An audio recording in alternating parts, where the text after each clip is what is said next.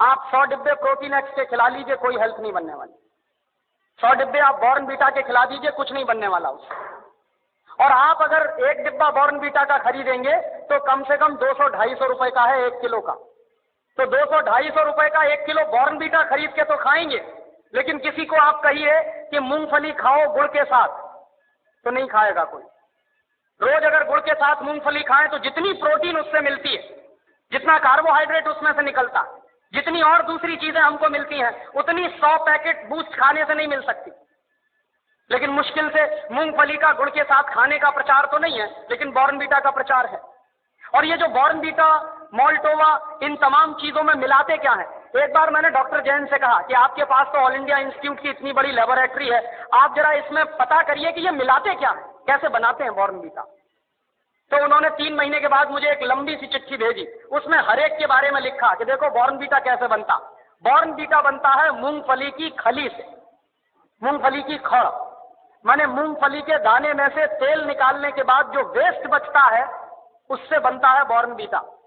मेरे गांव में मूंगफली के तेल के निकालने के बाद जो वेस्ट बनता है उसको जानवर खाते हैं, लेकिन हमारे देश में इंटेलिजेंट लोग वही खाते हैं बॉर्नवीटा के नाम पर। और आप बाजार में चले जाइए, मूंगफली की खली आपको 20-25 रुपए किलो में मिल जाएगी। गुजरात में तो उससे भी सस्ती मिलेगी। मैं तो मेरे गांव की बात कर रहा हूं जहां मूंगफली होती नहीं बिल्कुल। यहां तो सिंगदाना इतना होता है गुजरात में, मुश्किल से 20-25 रुपए किलो में खली मिलेगी, उसको वो बेचते हैं 200-250 रुपए किलो में। और हम लोग तकनीकी भाषा में कहते हैं वैल्यू एडेड हो गया। काहे का वैल्यू एडेड हो गया? जेब काट ली आपकी और आपके में वैल्यू एडेड हो गया। उन्हीं डॉक्टर जैन साहब ने मुझे बताया कि हॉर्लिक्स में क्या है, कुछ नहीं है, जौ का सत्तू और चने का सत्तू। बिहार में उसको हम लोग कहते हैं सत्तू, अंग्रेजी में कहते हैं हॉर्लिक्स। अब किसी से आप पूछिए कि सत्तू खाओगे, कहेगा क्या फालतू की बात कर रहे हैं आप। और पूछिए हॉर्लिक्स खाओगे, हाँ हाँ खाएंगे। क्यों खाएंगे? क्योंकि अंग्रेजी का नाम है और बड़ा भारी नाम है हॉर्लिक्स। कहने में लगता है कि हाँ कुछ इंपोर्टेड जैसी चीज है। उसमें कंटेंट क्या है? कुछ नहीं।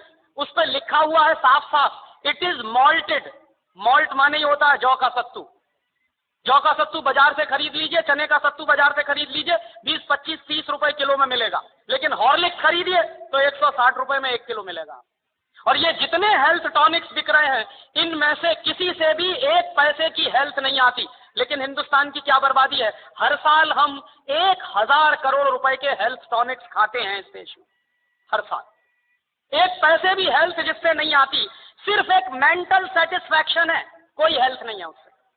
लेकिन 1000 करोड़ रुपए के हेल्थ टॉनिक्स इस देश में बिक जाते। क्यों बिकते हैं जानते हैं? टेलीविजन पर एक इडियोटिक एडवर्टीजमेंट आता, एक छोटा सा बच्चा कूदते हुए आता, कहता I am a Complan boy. एक छोटी बच्ची कहती है I am a Complan girl.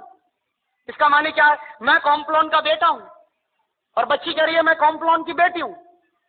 और कॉम्प्लॉन क्या है? टिन का डिब्बा। अब आप तो डॉक्टर हैं, आप जरा बताइए कि टिन के डिब्बा के भी बेटा बेटी हो सकते हैं? ऐसा कोई साइंस है दुनिया में? लेकिन चल रहा है सारे देश में। इसलिए बिक रहा है कॉम्प्लॉन, इसलिए बिक रहा है बॉर्नवीटा। और उसका नाम है तेंदुलकर।